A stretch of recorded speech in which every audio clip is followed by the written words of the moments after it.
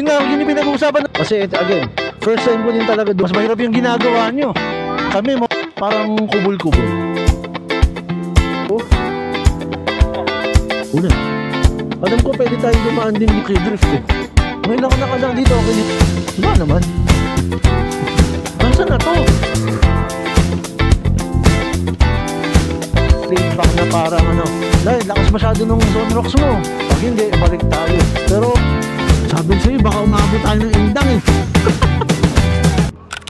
Okay guys, ito modern house. Nakapamasyal na rin kami. Ito again, nakasama ko si homies natin na GJ.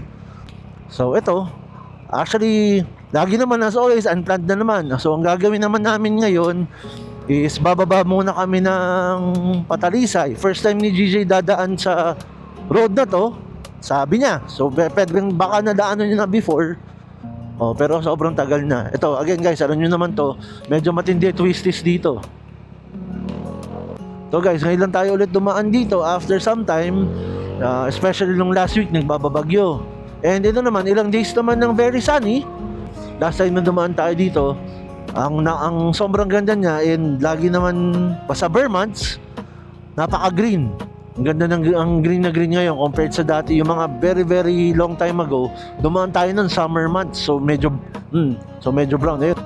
Kaya yun pa, tama yung sinabi ni GJ, kailangan attentive ka sa pagdadrive kasi maganda yung sightseeing mo eh, kaso baka maging kwento ka eh.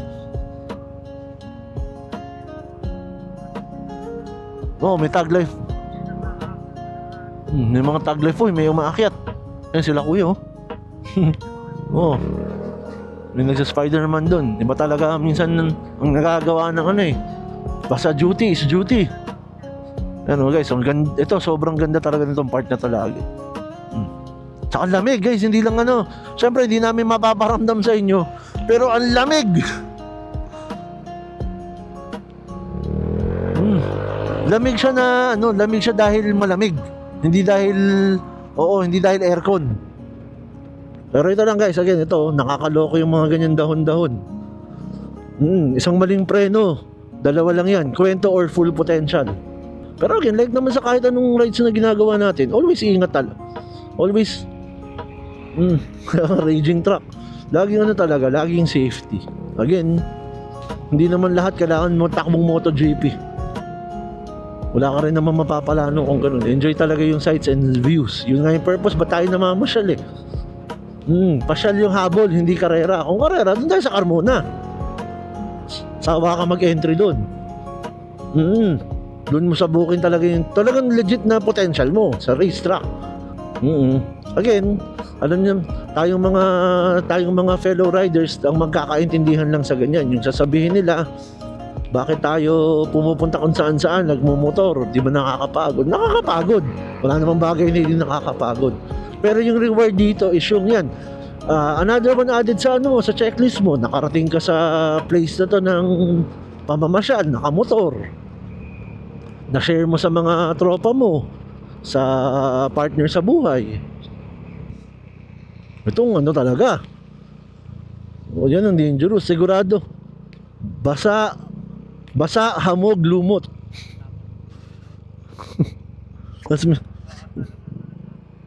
Ay talaga yan. Height. Swerte mo kung sakit lang ng katawan. Ay, kalilinis ko lang din ng motor.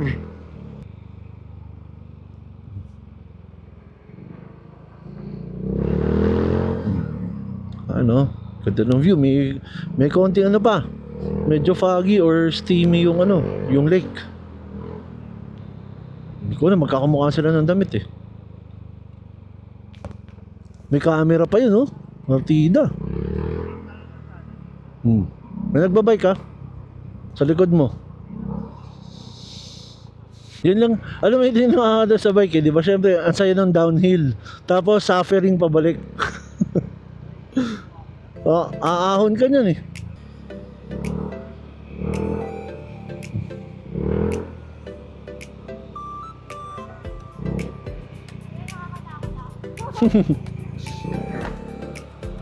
Mas mahirap yung ginagawa nyo. Kami motorbike eh, kayo pedal eh.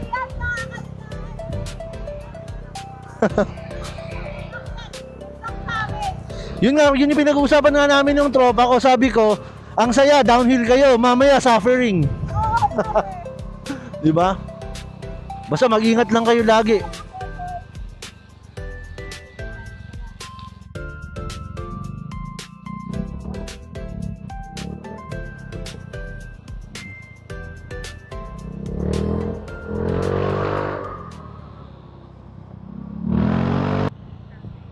Oo, toge, di ba?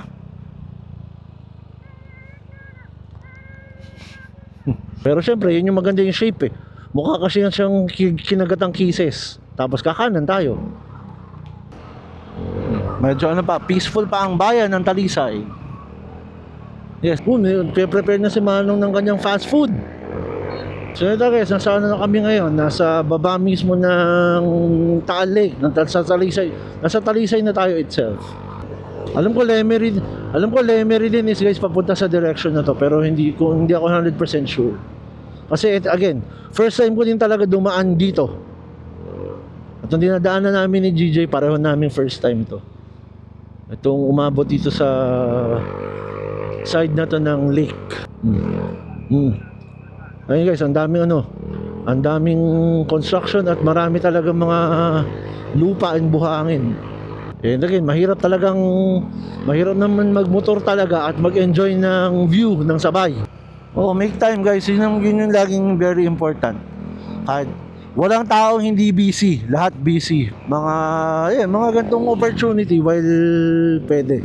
Yan, yung magandang panahon, hindi naman sobrang layo, hindi ka rin naman masyadong maapektuhan sa budget. Ang gastos naman, expense mo naman sa food is very subjective. Depende yun sa kung gaano ka kaselan or gaano ka luxurious yung gusto mong kainan.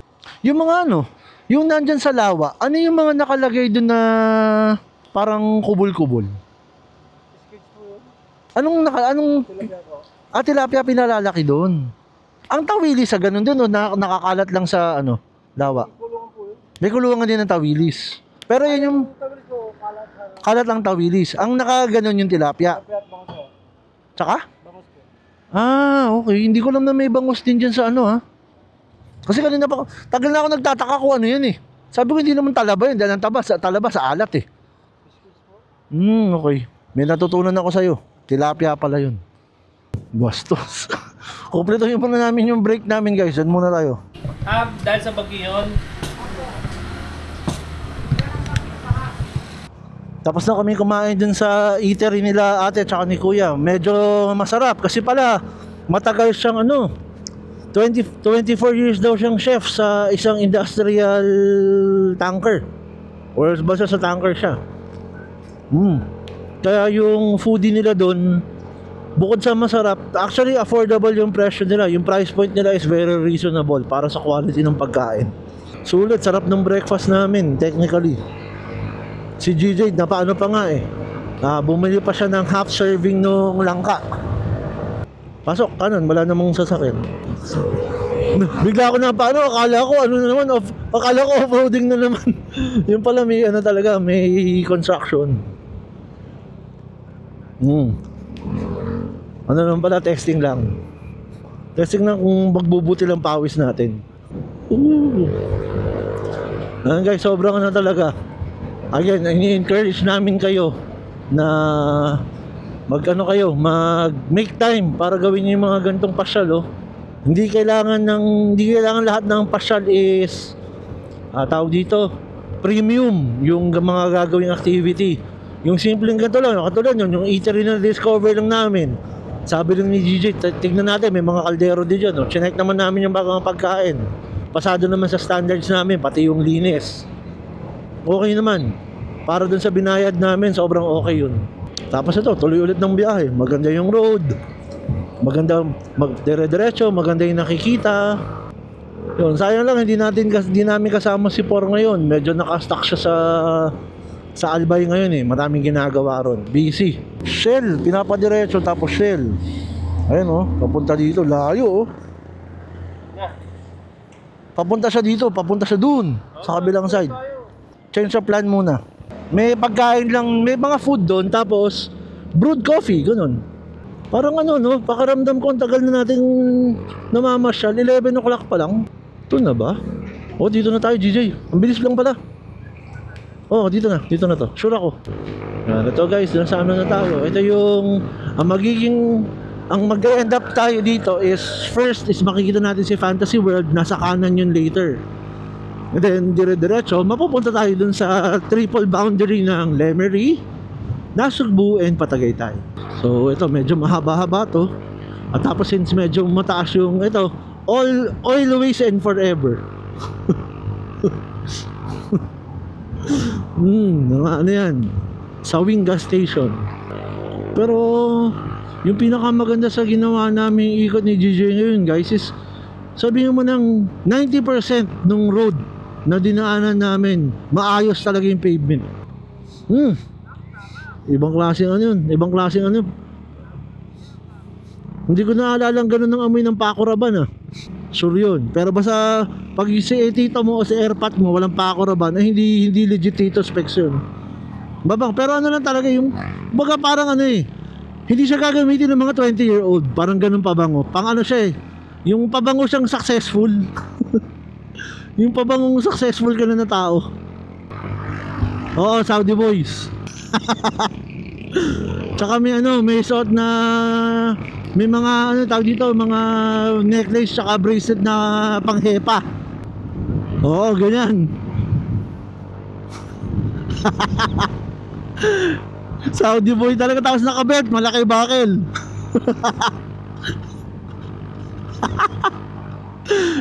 Yun ang talagang legit na Saudi boy Putik pa sino nga ba yung nagde-leather jacket na artista? Old school Bago nagkaroon ng sex bomb girls, solid gold dancers muna. Yan. So down lang tayong konti. Ito si Fantasy. Ito yung open para walang puno. Ayan si Fantasy World. Ulit. Ayan guys, Fantasy World.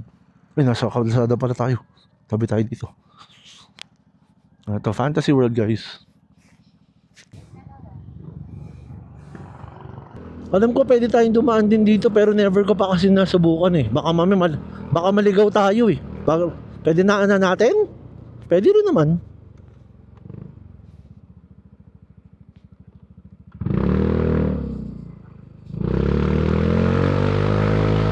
Alam ko pwede tayong maabot dito Tama nga.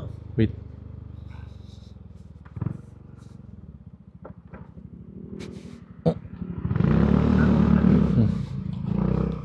Alam ko pwede rito Tingnan natin.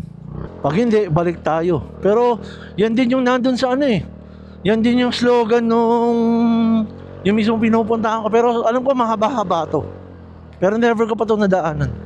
ESI, nakakailangan ng pagmamahal. Tsaka, Tokyo Drift na big body.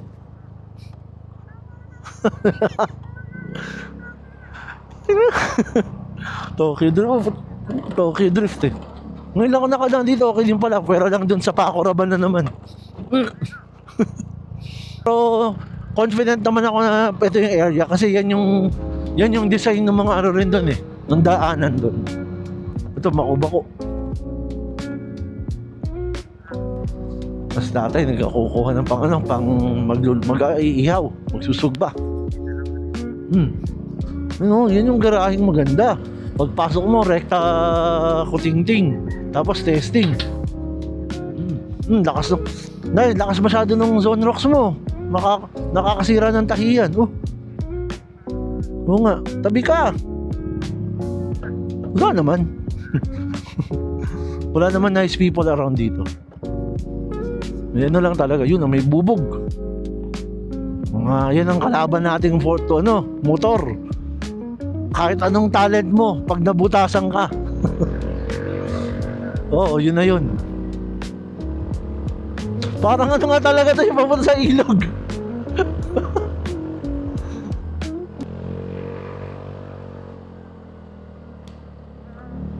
Ganda. Grabe lang talaga yung Pero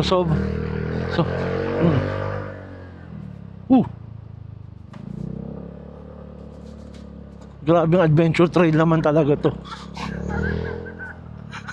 Sabi mo, daanan natin eh. Meron nga. Pero sabi siya, layo, ang ganda naman. Para, again, kompleto yung adventure natin. Ito parang Tomb Raider na. Yung adventure, kakaiba nga lang. Sana nga sa tamang daan pa rin tayo. Iba naman yun. Grabe naman. Diretso. Ito, ibang klaseng adventure na naman ginawa namin ni GJ. May yung, kahit pa paano yung, yes, yung butas ng puwet mo sumasara.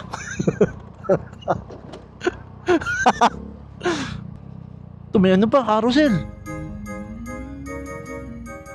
Oh, ano yung pinsan ni My Little Pony? Puro pagsubok.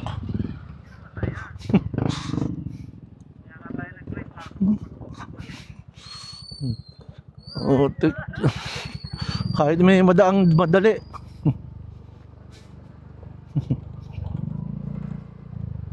Oh, may clutch. Sabi mo gusto mo ng pagsubok eh. Nasaan na to? Uy, hindi to ina-expect kong kalsada.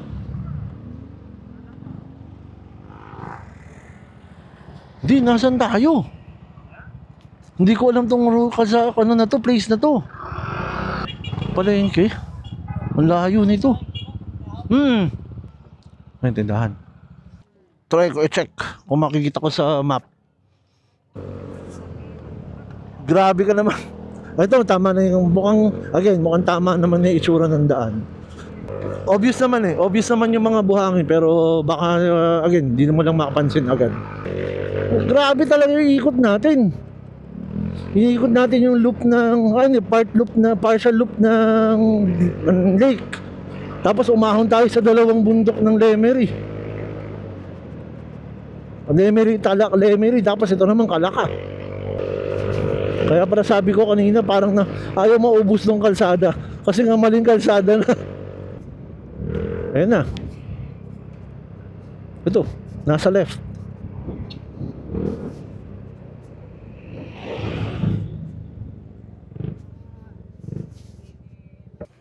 Dito na. Sa wakas, narating din natin. Wala nang ligaw. Tignan mo mamaya pagdaan natin din, mamaya konti-konti na lang tayo. Ang layo nga, Arlene. Nanggaling kami sa... Oo, Bahon. Pero hindi naman ganun kahaba. Tapos magda-downhill ng konti. As usual, isa sa mga natin,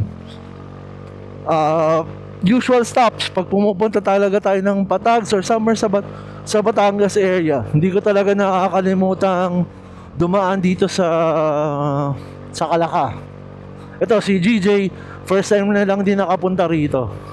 Alam ko kasi si GJ ma-appreciate niya yung mga ganyang napaka-laid back na parang talagang countryside na pahingahan lang. Simpleng conventional na kape, kain, and that's it.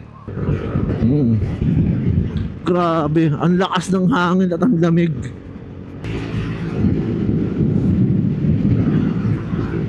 May parang ba palabas ang Amadeo rito?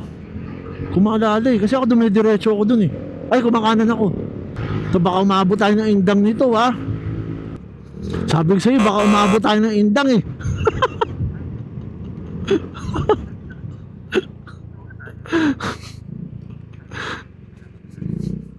Kabila, hindi.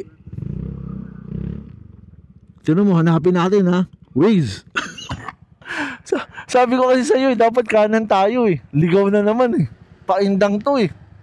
Kaya nga sa'yo, mas maganda bumalik tayo ng Amadeo na lang. To, dito na kami sa dulo ng bypass road from Mendez. Bumili lang sandali ng delicacies dito sa corner ng street. So, pababa na kami dire-diretso ng Dasma from Amadeo Road. Oh, from Tagaytay, then to Talisay, and then to Taal Lake.